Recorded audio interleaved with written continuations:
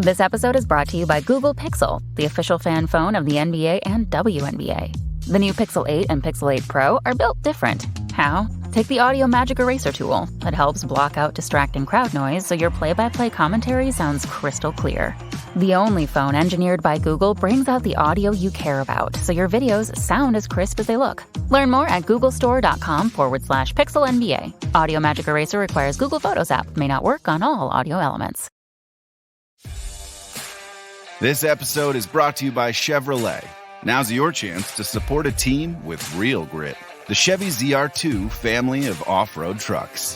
The first ever Silverado HD ZR2 joins the all-new Colorado ZR2 and the Silverado ZR2 for a commanding lineup of off-road ready trucks, equipped to take on anything this season throws their way. Visit Chevy.com to learn more.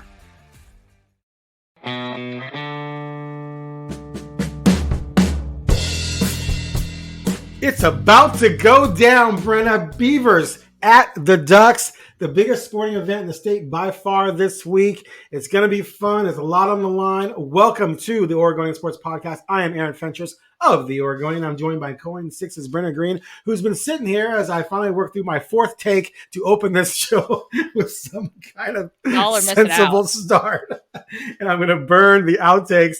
But man, we have some things to talk about, but mainly it's all about Oregon State and everything around that game. But before we get started, be sure to subscribe to our Subtext feature. You can start a 14-day trial by texting 503-386-0095. That's 503-386-0095. You will receive a link back. Click on the link. You can start a 14-day trial. And if you just love all the texts from myself and Bill Orm and James Crepia and Nick Daschel and others, you only have to pay $3.99 a month to keep receiving those texts. What a glorious deal. Brenna's not in on this yet because she works for somewhere else, but we'll try and rope her in at some point. Maybe we'll see. But anyway, Brenna, what's yeah, exactly. Anyway, Brenna, what is up? How are you in this? I'm calling it Civil War. I don't care. In this Civil War week, how are you? I'm excited. This is a game we've all been waiting for. Unfortunately, Aaron, it does not have the stakes that we wanted it to have, but it still has stakes. So it's always good, no matter what, that it has stakes going into this game. However, not as exciting as we had hoped it would be due to a botched snap against UW and in the UW OSU game. I mean, obviously, no game, as I said, no game comes down to one play, but the score did. Without that safety, we could be having a different discussion right now. This is true. Yes, the fantasy was that this game would be for a trip to the Pac-12 title game for either team that won. And instead, obviously, Oregon State can't get there, but Oregon can. And then they can also still get to the playoffs. So there's still a lot on the line. A Heisman could be in the balance as well. And, of course, also, the fact that the Pac-12 is coming to an end, Oregon State doesn't have a conference. Oregon was part of the package of teams that made this all happen. So, if you're Oregon State, there's some animosity there. There should be, although maybe business-wise you kind of get it. Maybe you would have done the same thing. Who knows? But still, there's that aspect to the whole thing. So let's just start there and just, the end of an era with this rivalry. I mean, again, okay. They're working on continuing the rivalry. I have some thoughts on that later, but just the end of it as we know it right now. What are your thoughts on that? I mean, born and raised Pacific Northwest, Portland native, all 18 years of my life. This game is a part of the fabric of being a football fan for me. It is what helped make my childhood. I grew up in a household where my dad went to U of O and my mom went to OSU. So this is a really big game. Like, I remember, going down my mom's side of the family, it's not all OSU, but like I would say majority OSU fans. And I remember, going down and having, getting razzed on by my Oregon State, my aunt who roots for Oregon State, and looking at her and being like, well, at least when I rep my team colors, I don't look like I'm going to jail. So, oh, that was a good one. Damn. That one was like one of my best burns of all time. What a smart, but I know that people aren't going to believe this, whatever, but like, my family goes back on my mom's side 4 generations at OSU. So I definitely do still feel like a connection there. Like my great grandpa played on their baseball team way back in the day. So, there's still a definite connection with me and my family to that school. Obviously, I grew up going to Oregon games. I've referenced that before. So this is just a huge, huge thing. Like my mom used to like wear a sweatshirt with like, even though she went to OSU, but because she went to so many Duck games, she started rooting for the Ducks. So she like would like had like a sweatshirt made that was like half orange, half green, and all that stuff. Two Right. sweatshirts put together.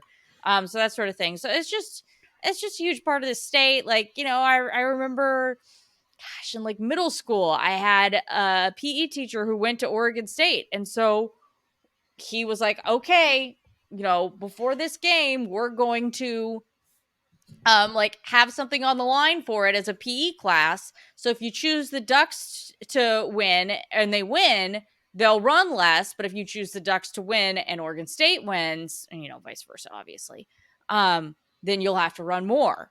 So like that sort of thing where it was like, oh, like, you'd have like auntie and PE class over this game. So, yeah, like it's just, it's so, I know that the day that the day that everything went down, it was just, there was, on my end, and I think a lot of people's ends, like there was no joy in it. It was like, yeah, like this is just kind of what probably has to happen, and this stinks. And people can argue that if they want. Like you said, if the shoe was on the other foot, I think I personally think that Oregon State would have chose to go that way. But whatever, you can't go back on the past. So yeah, it's just unfortunate. It's sad. I do hope it continues. I understand that it loses its luster a little bit if it does continue in the in the other iteration of it, I guess you could say, the next iteration of the game. There is something taken away from it being played on, September 14th instead of at the end of the year with everything on the line and all that sort of stuff. But I do hope it gets played. And I understand there's some Oregon State fans who don't want that game to be played. But I think I still think it's good to do it, no matter if it does, kind of lose some of its shine. So yeah. My concern would be, it sort of depends on where Oregon State lands and how things go with them. But if you get to a situation where it's just going to be an overwhelming mismatch because of resources, Mm-hmm. if pretty soon here we could see a lot of Oregon State coaches leaving, including Jonathan Smith. We could see players cherry picked from other programs because of the transfer portal, where you don't have to sit out a year. You can just go take anyone. You can offer them money. I mean, if I'm Oregon, why am I not after this game going, man, we want him, and him, offer them $300,000 each or something, however it works, and just swipe players, because guys on that team are not going to want to stick around to play in a lesser conference or to play an independent schedule against whomever they can cobble together. And it's just not going to be a situation where I can envision it not just being a Oregon State playing for the payday and getting shellacked. And if you're Oregon State, why are you signing up for that? Why am I signing up to keep this rivalry going so I can just get crushed every week by a program that just has an infinite amount of resources, while my resources have been gutted because I don't really have a conference to draw from or whatever, or I'm in a lesser conference, whatever happens. So I can totally see where Oregon State would not want to continue the rivalry. And then if you're Oregon State, if you're Oregon, if Oregon State, if they really fall off, why are you scheduling them other than to keep the interstate rivalry going, when maybe you should be scheduling somewhere else, to help bolster your playoff stock moving forward? Anyway, it's awful. And I have so many reasons why I don't like college football. Again, I've always said I like the games. Like when the games are on, you see, Michigan State, Ohio State playing, or Bama, Florida, or Oregon State, or Oregon, USC, whatever. That's cool. But everything around college football and how it works has always just been a joke to me. And the fact that TV money destroyed an entire conference, and not just football. Even if you say, well, football is not as great in this conference as it is in the Big Ten or the SEC, that's fine. What about all the other sports? Oregon State won national titles. Stanford wins national titles in like everything involving water, don't they? And then you have track and field programs. You have Oregon has high-end track and field. They'll be fine. But it's just the whole conference and everything it brought to the world of sports has just been completely annihilated. You got Cal and Stanford in the ACC, which is stupid. So the whole thing is just bad. It leaves a bad taste in my mouth, and it's just one of the many reasons why I can't stand college football. At least they're going to a 12-team playoff. That'll be better next year. But still, it's gotten unseemly to me. With the money kids are making and the way kids can just bounce around. It's not the same. And this is a great example of how it's lost, to me, what little charm it had left. It's just how I feel about it. Yeah, the Civil War is a microcosm for a larger issue, I guess you could say. It's 100%. It shouldn't be too much about. I mean, money's always going to be involved, and I get that. And it's Pollyanna of me to suggest that money is not going to be a huge factor, but the money aspect of it shouldn't destroy what made it great. And that's what I think is what's happening with college football. So we'll see. The one thing that I can kind of think of that would be the most similar situation is Colorado and Colorado State, because they play every year. And obviously Colorado is a Power 5 team and Colorado State is a Mountain West team. And it kind of looks like Oregon State's going to be on the level of a Colorado State from here on out.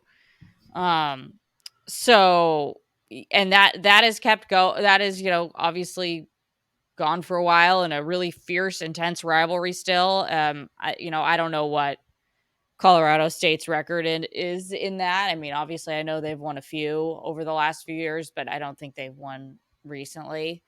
That's mostly because Colorado State's program needs to work. Right. But then also you have to think about like Colorado State actually has a lot of money. They have a lot of rich donors. And also Colorado doesn't have the money that an Oregon does. So there are some definite differences there. But I mean, if it can muster kind of being like that, I think that is kind of the quote unquote blueprint for how this, what this could look like in the future. But yeah, like you said, it still definitely loses some of its shine, unfortunately. So yeah, enjoy this one, folks. Yeah, it's unfortunate. All right, who you got in this game? Let's go there. Who you got? Oregon. They've just been so finely tuned over the last however many weeks. I know the USC game, the second half was a little bit weird, whatever. But I mean, they've just been so on the money. I thought ASU could be a bit of a trap game. I was summarily proved wrong. It's just been they've just been so focused, and they've just been handling opponents. And UW has been winning, but they've been winning by much smaller margins. By the way, they've been winning, but giving their fans heart attacks along the way. And yeah, I think that Oregon just seems so dialed in and so focused. They have locked the TVs down in their locker room, so all the TVs can play is the fourth quarter of last year's game. And that was a decision by the athletes to do that. So When they go in the locker room, they can't play music right now. All they can do is hear the fourth quarter of the Oregon State game last year. So they are very determined. They are very motivated, and they are going to be watching that all week long. And I don't know. I just feel like it's a home game for them. It's senior day, all this. I just have to go that way. I just have to. What about you? Well, I don't disagree. I do think that Oregon State has a chance to win this game. Their 3 losses are by 8 points combined. Yep. Boy, does that WSU Oregon loss look like crap dominant now? against obviously completely inferior teams because they can just they're so efficient that they can repeatedly just go back to the same things over and over again against certain teams like ASU and just keep scoring points. But against teams that can offer some resistance, obviously they're not necessarily going to do that. And I think Oregon State can offer a lot of resistance. They also can run the football. To me, it's going to come down to, can DJ make plays? When DJ makes plays, obviously they have a better chance. If you go look at their losses, he didn't make quite as many plays in those games. But I just think at the end of the day, I agree with you. I think it's going to be a close game. I do think Oregon State covers, but Oregon's just better. And they're at home, and they have so much on the line in this game. And they do have the revenge factor from last year. But I think Oregon State has the ultimate revenge factor in that Oregon's a part of the system that maybe it was going to destroy their program. But Bo's too good for them to lose this game at home. I just don't – I can't call it. I can see it potentially happening. I just can't lean that way. So I've got Oregon, but I got them by, a touchdown. I think it's going to be a good game. I think there were some things that happened in the USC game that really made me believe Oregon State can go in there and make this a coin flip game in the end, but Bo pulls it out. Bo's not going to make the mistakes that cost him this game, whereas I think DJ could. So I'm going with the Ducks. 33-27. I got it close. I like that score prediction. I like that number. Trying to think what I'm feeling here.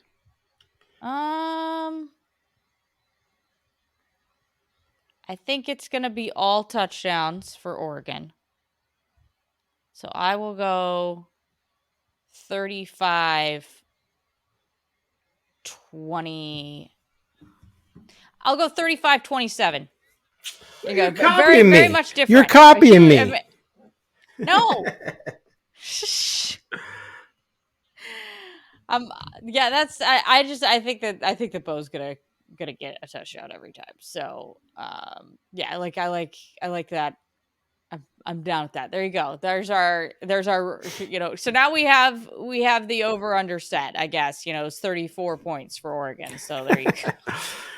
All right, let's move on to the Heisman race. Let's talk about this because this is fascinating to me. I have what's going to be a controversial opinion on this. I want you to go first, though. Give me your take on the Heisman and Bo. I think it's the same as last week. Even after he just put up 70 billion yards? Yeah. Well, I mean,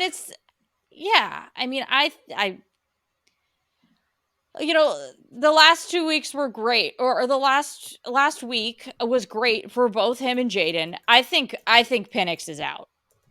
I don't think Penix is going to be able to play his way back in. I think it's between Jaden and Bo at this point.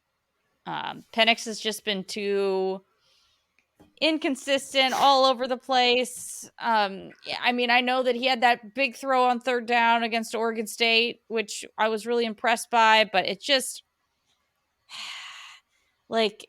you should just be winning against teams like Stanford by more and that sort of thing, Yeah. So I just think that he has just been too inconsistent down this stretch to really mount his way back into it. However, Bo and Jaden were playing against Georgia State and Arizona State last weekend. What Bo did was incredible. That's awesome no matter who you're playing against. But you also have to remember, this is an Arizona State team that it needs some help, okay? It needs some help. And it's not like Georgia State is some powerhouse. So like I said, I think my thoughts about it kind of remain the same in the fact that if Bo wins this weekend, if Bo doesn't win this weekend, it's over. It's going to Jaden. SEC bias is going to win, folks. If Bo wins this weekend and then gets another game, which Jaden is not going to get, then and Bo does well in that game, then I think it's going to Bo. So that's what it comes down to in my eyes. What say you? Okay, I don't think. What's your controversial opinion? Yeah, I don't think. I mean, Penix hasn't had a lot of great games lately, but he can change that by dominating this upcoming game, and then if he beats Oregon and has a great game, then I think he can reverse that. This is what I'm saying. And if he wins that game head to head over Bo and beats Bo twice, and this isn't boxing, but that's how people look at it, then he would definitely get it over Bo. I think that would be a given. Okay. So my pick right now is Jaden Daniels. Mm-hmm. And it's because if you look at the numbers, as great as Bo has been, Daniels has been better. And I don't subscribe to the idea that it has to be all about or that your team's success has to carry a lot of the weight in this. That drives me nuts. It's not a team award. The team gets awarded a trophy for winning their conference or winning the national title. That, to me, should not be what can boost a player, maybe not necessarily more deserving than another player because player A has better support from their team. So I'm going to go back. I'm a Miami Hurricanes fan, as you know. So I'm going to show here that even with my own team, I can make this argument. This is before you were born. When were you born? Very end of 1991. Oh, so this was that year. As a matter of fact, this is right around the time you were born, kiddo. So here we go. So Gino Torretta won the Heisman. He threw 19 touchdowns with 7 interceptions. Now, this was back in the day when you didn't see all the the offense that you see today. But still, 19 touchdowns has never been that impressive and never will. 7 interceptions was fine. But that's all he did. But the Hurricanes were ranked number 1 almost all season. They went undefeated, lost the national championship game that year. But he got the Heisman. I think he threw for like 2,500 yards or something like that. It was not a very impressive season at all. He wasn't even the best player in the backfield, let alone in the offensive huddle, let alone on his own team. But he was awarded the Heisman because quarterbacks get all the glory. Miami was winning a lot, and everyone was fascinated with the quarterback, and voters just were simpletons. Sorry, they were. And they couldn't think beyond the quarterback on the winning team. Meanwhile, Garrison Hurst from Georgia had about 1,900 yards total offense and 20-something touchdowns. Marshall Faulk for San Diego State had like 2,500 yards of total offense. I think he rushed for 1,900 and like 25 touchdowns. They were clearly way better football players than Gino Torretta. It wasn't even close. No one in the country, if you said, you have your choice, Marshall Faulk, Garrison Hurst, or Gino Torretta, would have picked Gino Torretta. If you had said to Miami Hurricanes, you can trade Gino Torretta right now and go with whoever your backup was at the time, I can't remember, and take Marshall Faulk, they'd have made that trade. But he got the Heisman because of team success. I'm looking right now at Jaden Daniels. He has a better passer rating than Bo Nix at 191. The touchdown passes are similar, around 30-something, 34, 35, 36 in that range. Jaden Daniels has Bo has only 2 picks, but I think Jaden has 4 or 5 maybe, so a few more picks there. But the thing that separates them completely are the rushing numbers. Bo Nix has 128 yards rushing, and Jaden Daniels has, I'm looking at right here, sorry.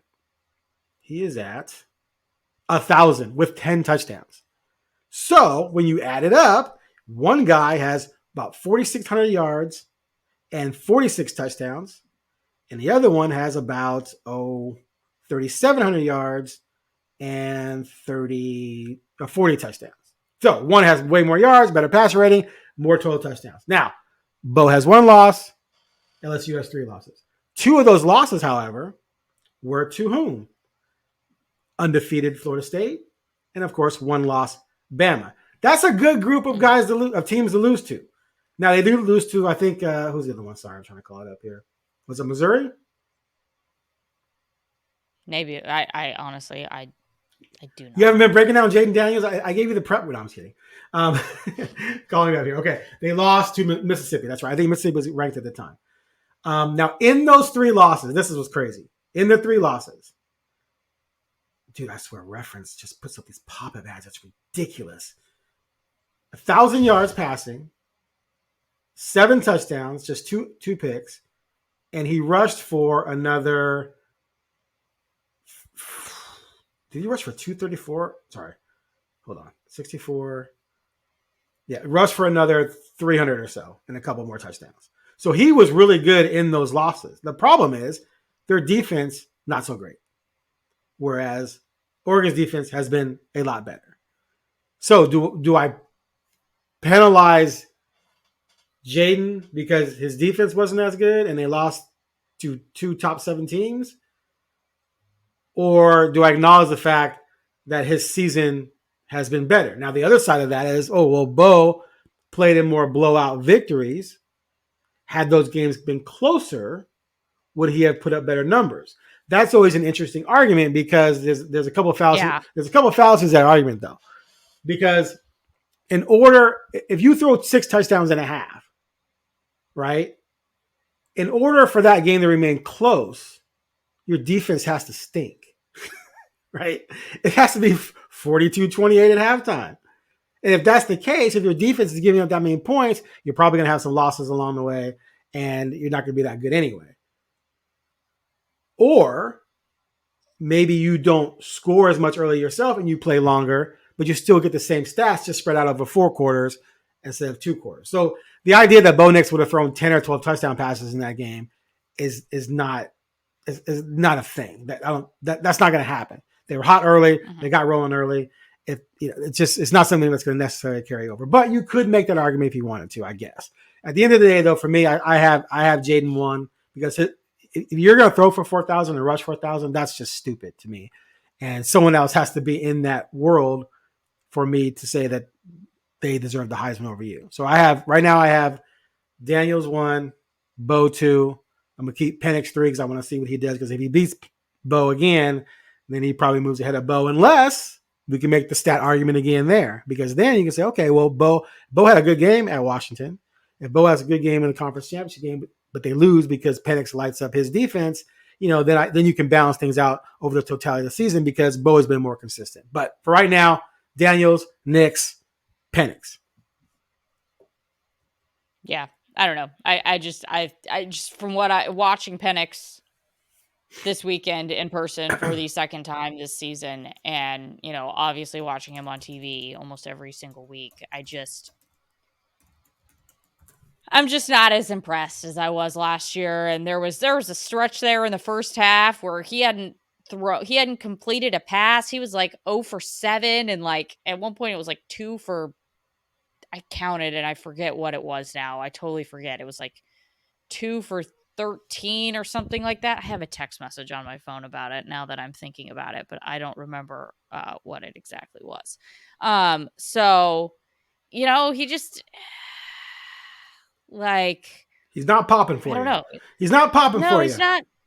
He ain't popping. Okay. But he's still out 3,700 yards, 30 touchdowns, only 7 picks. Like, he's still having a really good season. He gives you nothing rushing wise, though. And yeah, he hasn't been. I mean, I guess he hasn't been. Clearly, he wasn't dominant this past week, but it was raining, wasn't it? Yes, it was raining. It was raining. Obviously really good against Utah, 332, 2 touchdowns, 4 touchdowns in the Stanford game. Yeah, and 4 against Oregon, that stands out. 4 against Michigan State, although they turned out not to be very good. But yeah, I hear what you're saying. He hasn't been as electric as Bo has been. So I give you that. But I think he can close. Like, if he throws 5 this week and then throws 4 against the Ducks and they win the conference title and they're 13-0, right? Then all of a sudden, now you got a guy who's thrown for, 4,300 yards and 38 touchdowns. That look pretty good in New York, but we'll see. Yeah, we shall see. I know I had a text message that I sent about this, like where he was at in terms of passing, like at one point, and I can't on Saturday, and I cannot find it for the life of me. So here we are. But Yeah, anyways, who knows? Maybe I didn't say that over text message. Maybe I said it in some other platform. It's tough to keep all I track know is sometimes, isn't it? that first half, it was, I mean, we were kind of sitting there in the press box like, okay. So we'll see. I know that LSU is putting on the full Twitter onslaught right now. So, and they, they have those SEC mouthpieces to do that. So I would like it one year not to go to a school in the SEC, but whatever. We'll see what happens. We will. And a a lot's going to change in the next 2 weeks, guaranteed. Exactly. There's going to be some things that are going to happen, and it could be Oregon losing. That could happen, or Bo dominates the next 2 games, and then it's like, okay, yeah, he's the guy. So we'll see. Let it play out. Exactly. All right. A team currently not dominating. Yeah. The Blazers. Do we need to talk about them? Are you going tonight? They play the Jazz? I don't think so. See? I have too much work. Whatever. You ain't got no work. Yeah, I do. Since I'm the one that's in charge of all the content for the state championship football games on Portland CW on Friday at 12:30 and 4:30. Thank you very much. Ooh, you got work. You got important work. More important than 3-11 Blazers. I just, before this podcast wrapped up, my 7th through 9th interviews of the week for it. So anyways, for the state championship games. So I can just tell I'm like, oh my gosh, it's 2:00 and I've got all these other things to do. There's no way I'm going to make it. So if you want to throw some of that work my way, I can help you and avoid the Blazer game. Just kidding. I'm just kidding. I like these guys. There's some cool guys on this team to talk to. Their attitudes have been amazing. Jeremy Grant, DeAndre Ayton has been pleasant. Matisse is always cool. Skylar May. Sorry. I always want to call him Skylar Murray. I don't know why. It's a good group of guys. Scoot is a delight. He's coming back. Shaden's still kind of shy with the media, but you always poke fun at him about it, and he'll laugh at himself. But yeah, they're struggling. They're not good. They're young. They're missing the best player. Malcolm Brogdon came back last night at Phoenix. They played a little bit better. Scoot might come back tonight against Utah. He's listed as questionable now. So they were without 4 of their top 7-8 guys that they came into the season planning to play. And it's been that way for last 6 games. They've lost 7 in a row or 8 in a row. I lost count. 8 in a row. They're 3-11. But when you view it as, okay, we know they're pretty much going to lose, then it just has a different flavor to it. And there was one game, the game they lost, not OKC, the Laker game. Not one question about the game to Billups afterwards. People asked about other things because it was like, we all saw it. What was there to talk about? They were completely overmatched. I mean, the best 2 players by far were LeBron and Anthony Davis, and they were just toying with the Blazers, like a polar bear toying with its food before it eats it. They built the lead, let the Blazers work it back, called a timeout, looked at each other in the huddle like, really? And then they went out and built another 10-point lead. And you just felt like at any moment they could just go up 20 if they wanted to. Same thing, Phoenix last night. The Blazers had one quarter. They shot 7 for 14 on threes in the second quarter to get back into that game. Well, they're the worst 3-point shooting team in the league. So guess what? That's going to balance itself out. It's not going to continue. Although I think they still finished at like 36, 37%, which is really good for them. So it just is what it is. The only thing I care about right now, Scoot's got to develop. I'm looking forward to him coming back. It gives me another angle to write about. I haven't written about in a while. And it's all about him for me. Like for the franchise. If he doesn't pan out,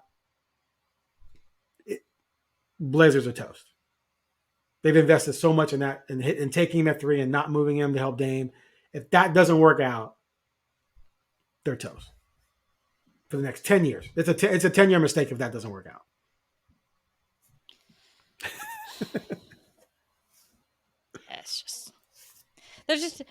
There's not a lot to talk about. It's like everybody's injured.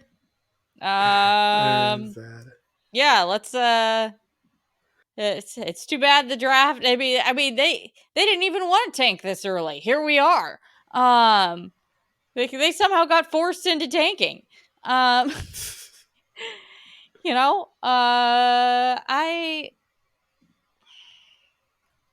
too bad the NBA draft this year isn't more loaded. Like, like everybody's like that Cooper kid that's going to Duke. I think his name's Cooper Flag. Everybody's like, can't he just reclassify and just come out this year? Like, Well, I mean, in all reality, they're going to be in the lottery in 2025.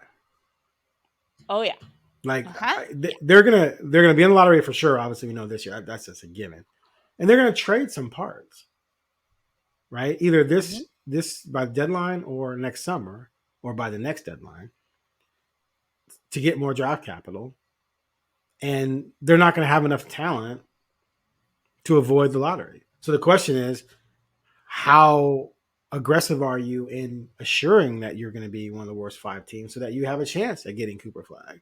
I mean, that's really going to be the question, because you're going to probably be in the lottery. Now, maybe a miracle happens and they can pull off some kind of major deal and change the look of the team, et cetera, et cetera. But as of right now, I can't imagine that Scoot Henderson, DeAndre Ayton, and Shaedon Sharpe are leading this team into the postseason in 2025 based on where they are right now. This is going to take a couple years to formulate. But anyway, Cooper Flag could be possible. We'll see. All right. Let's talk about Ayton real quick. Yep. So, okay. DeAndre Ayton gets a pass to this point in terms of not being as aggressive as maybe he should be. They want him to be a little bit more aggressive, but they're also not running the offense through him. Plus, losing Ant and being the worst 3-point shooting team in the league hurts him because teams are collapsing into the paint on him, making it difficult. I did think, like, against Chet Holmgren, it's like, dude, Chet Holmgren is 145 pounds. Give me the damn ball, and I'm going to take it at him. And he did that maybe twice. I remember one specific time he did it and scored. But in a game like that, like, if your goal is to be dominating and to round into this all-star caliber center, that's a game where you take it to the kid who you outweigh by 90 pounds, 80 or so. And he didn't do it. He was passive in that game. And Chet Holmgren was 6 for 6 for 15 points and then was out of the game in the second half because they were up by 90. Now, all of a sudden, though, he gets to Phoenix, his former team, and he comes out in the first quarter like it's the NBA Finals. He scored 10 points. Now, the rest of the team shot like 3 for 15, so they were down early. But he scored 10 points in the first quarter, finished with 18, though. Nurkic started out slowly, and then the fourth quarter had 11 and 5. Took it to Ayton when the game was still in doubt. After the game, someone asked, Devin Booker and asked Durant about Ayton's play, and Booker played 5 years with him. Durant played 1 or half a season, and they both said he looked aggressive. He still has potential, et cetera, et cetera. But Booker, when he was asked in the locker room, threw out there, let's basically see him play that way every night. That's the challenge. Play that way every night. And that was a shots fired. That was we know you can do that. We know you can be that guy, but you weren't that guy all the time here. Be that guy there all the time. And Durant, in a separate interview, was saying that he's only 25. He still has a lot of years left in this league, and he can get where he wants to get to if he wants to, but he's got to want it. And for me, I tweeted something about this the other day, and someone challenged me on it, and I rolled my eyes because it didn't make any sense. But I'm like, he has to pop, or this team's not going to contend in the next however many years they have him. And someone said, well, they don't need him to pop. He can just be better than Nurkic, and they'll be fine because they can get a great player. They got Scoot and Shaedon, and they get a great player in the draft. I go, okay, so you need 3 other young players to all become stars to carry Ayton, to drag Ayton into the finals. Is that what you're saying? Well, the odds of that happening are not very good. But you don't know what you're going to get in the draft and if it's going to become great. We don't know if Scoot's going to be great. And Shaedon, to me, out of all 4 of them, even whoever they draft next spring as of right now, I don't know who that would be, has the most potential. He's struggling right now. He's shooting like 30% over the last 5 games. He's only 20. He's young, but he has a world of potential. But to ask for all 3 of those things to pop to the point where you can drag what's going to be a $45 million Ayton into the finals as your 4th option, it's just not realistic. No. If that happens, Joe Cronin's a genius, right? And you have a dynasty. But to me, you have this piece in Ayton with all this talent, who was a number 1 pick. Your best bet to become a contender is if he blossoms into a dominant guy. That, and it doesn't have to be Shaq dominant or Duncan dominant. It doesn't have to be that, but you just have to be consistent. You're not going to have 8 and 6 nights.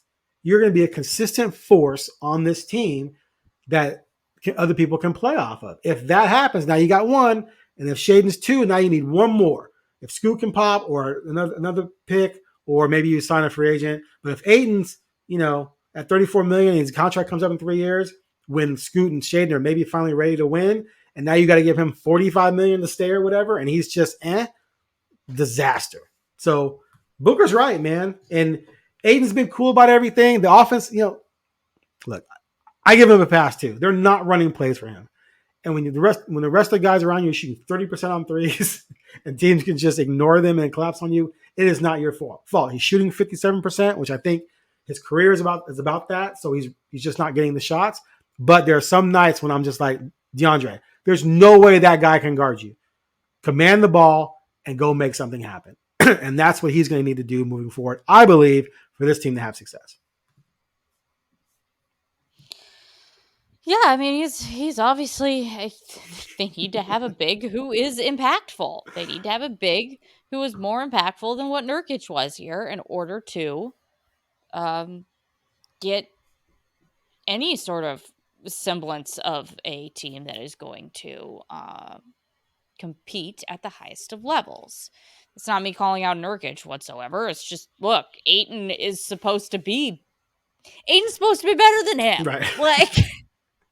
Like that's just what it is, as you just laid out. As you laid everything out. So yeah, I mean, and it shouldn't be close. It's a tough situation for him right now because all the players that feed it down to him are hurt. Right, and that's why I give him a pass for the most part. But there's still, like I said, there's still some nights where you're like, dude, take that guy. What are you doing? Yeah. So last night, as I said, he finished with 18 and 8. He had 10 in the first quarter. So after the first quarter, he had 8 points. Yeah. Nurkic had 18 and 12. So Nurkic had a better game. That can't happen. Yes. That's the problem. That shouldn't happen. And there's things going on that can make things like that happen. And again, I'm not trying to crush him or anything like that. But he needs to be way better. Because one of the arguments was, "Oh, we're getting rid of Nurkic's contract, yeah." And I'd always be like, well, "Wait a minute, you're getting rid of $17 million, but you're going to pay Aiden $34. So you're celebrating money. So is Aiden going to be twice as good? So far, he's not even close to twice as good. Now you don't have to be statistically twice as good, right? That it's incremental, but it needs to be clear that you are $34 million guy, and Nurkic is $17 million guy. And that's not clear. And it wasn't clear last night. And so if Nurkic is outplaying Ayton and you have Durant and Booker on your team, then the Blazers need LeBron and Tatum and Jaylen Brown, which they're never going to have that combination of talent. So anyway, everything to me, everything they did with Dame and making the trades, Aiden's got to hit big. And then, of course, Scoot has to as well. Now, Scoot's back. What are you expecting from the return of Scoot? What should we expect? Were the first 5 games just rookie jitters and just feeling his way? Or was it alarming and it's like, what's happening here? What do you think? I wasn't alarmed. Okay. I was not alarmed at all. I mean, I would definitely expect for him to once again be a rookie for a few games. And he looked better towards the end of those 5 games. Yeah, he had his best quarter. The quarter he got hurt, I think. I know, right? Oh my gosh, what's up with that? Why does he keep getting hurt when is that happening? The same thing at Summer League. He was having a great quarter, and then just bam. By the way, also he keeps getting injured on have you seen any footage of when he actually got injured? Because we were never able to pinpoint it. The ankle injury? No. Yeah, no. Nobody. And so it's like the same thing. It's the same thing as Summer League, where he just keeps getting these random injuries where everyone's like, I didn't even really notice it when it happened. Why does this keep happening? It's super weird. Yeah. And he was having a great game that game too. So it's like, gosh, dang it, man. Why do you keep having these random injuries and nobody can even see him? So it's not I don't know. It's just kind of annoying when you're like, I don't even know when this happened. We sat there, we went through the game and we're like, we don't know when he got hurt. you know, and especially for something of this magnitude that's kept him out this long, you would imagine that you would be able to see that and have some sort of like, oh God, ugh. Anyways, that's just a random side tangent, but it is kind of like, it's bizarre that he keeps having these freak injuries that are keeping him out for this amount of time. Now, was he probably okay to go in summer league and they held him back because they just wanted to be super cautious? Yes, but still super weird. But yeah, because he's been out of this game for now, what, at least 3 weeks? He missed 9 games. Yeah. He went out on the 1st of Okay, November. so there you go. Yeah. Oh wow, look at me. I'm almost to the day with 3 weeks. Good work. And I mean, who knows if he's back tonight or not? I don't know. I'd be kind of surprised if he was back tonight, but maybe I'm wrong. Their pattern has been someone's out and then all of a sudden, boom, they're questionable. They play tonight. It's been since dating back to last year. So I think the fact that he's questionable, I think they're going to let him see how it feels. And I don't think they would have made him questionable if he didn't feel like he's really close. So I kind of expect him back tonight. Okay. All right. Good. Just my guess. Well, the fastest G League assignment in league history is back. So yeah, I mean, I would just imagine that it's gonna take some time for him to adjust again, because basically he played 5 games and then was like, all right, I'm not gonna, it's just gonna take time. It's gonna take time. I would imagine the 5 games back are gonna be like the first 5 games that he had. There's gonna be some moments of brilliance. There's gonna be some moments of, yeah, you a rook. So that's just what's gonna happen. It's also hard when he's kind of been removed from the groove and things like that. I just think, I would not have high expectations for the first few weeks of this again, to say the least. I would just not have high expectations generally. I'm gonna give him to the end of the year to get himself right. I agree. And then after that, I think that's fair. I want to see some signs of transcendency. Because look, he could end up being a really good point guard, and that's all fine and dandy. But we were told he was generational and transcendent. So in terms of the Blazers franchise, I'm holding them accountable to that. I'm not holding him accountable for that because he didn't ever said that. Now he says he wants to be. Well, he says he wants to be one of the greatest point guards ever. So that's a goal. That's not I'm already that, right? So, and the bottom line is the franchise said, oh my God, we can't trade this guy, even if it's to help Dame. We have to keep him because he is unbelievable. Okay, so he needs to be unbelievable or the franchise has egg on its face. But that's not his fault. And it's also just way too early to really judge. Now, now compared to other rookies, he's way behind. But that doesn't always mean anything. People develop and people rise and fall at different paces. But the last 2 games, he had 11.7 assists. That was his best game, and that was in the win at Toronto. He fouled out of that game, but the fouling to me, that's total 19-year-old rookie guy trying to guard NBA players, right? Yeah, and you're physical and you're trying to be aggressive and you get some ticky-tack fouls, right? That'll be cleaned up. It's not like this kid's going to be averaging 5 fouls for the rest of his career, right? He only had 2, as a matter of fact. The next game, of course, was 20 minutes against Detroit, but 11 points, 7 assists in 20 minutes. So that could have been a game where he finishes with 18 and 10. And then everyone's like, oh my God, look, hey, there he goes. Here he comes. So I'm going to give him to the end of the year. I'm letting him work it out. They have a tough schedule coming up. Like they have Utah 3 times coming up in the next couple of weeks, which is crazy since they just played them, and Utah struggling. Other than that, the Wizards on the 21st of December. Those are the only 4 games where I think they are winnable. Every other game is like Milwaukee, Phoenix. Gosh, who else? I just made a list the other day, but just a long Spurs. Spurs are after the Wizards, so they're going to be winnable because they're struggling. Maybe they split that, but it's just a list of playoff caliber teams that they play, other than Utah and the Wizards. So there's going to be some tough nights, and he's going to struggle. He's going to have some bad nights. So I'm going to give him to the end of the year to start figuring things out, and then I want to see some consistency.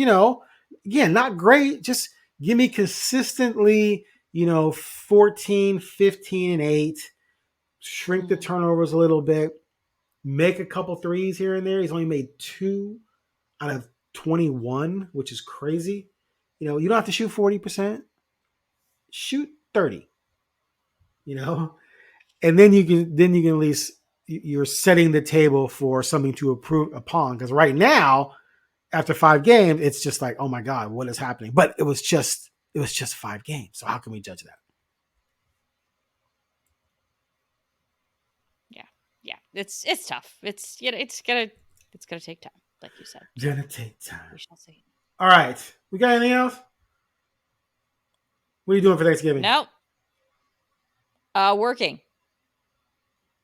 At what? My job. Oh, the prep. No, I mean, doing what? My job.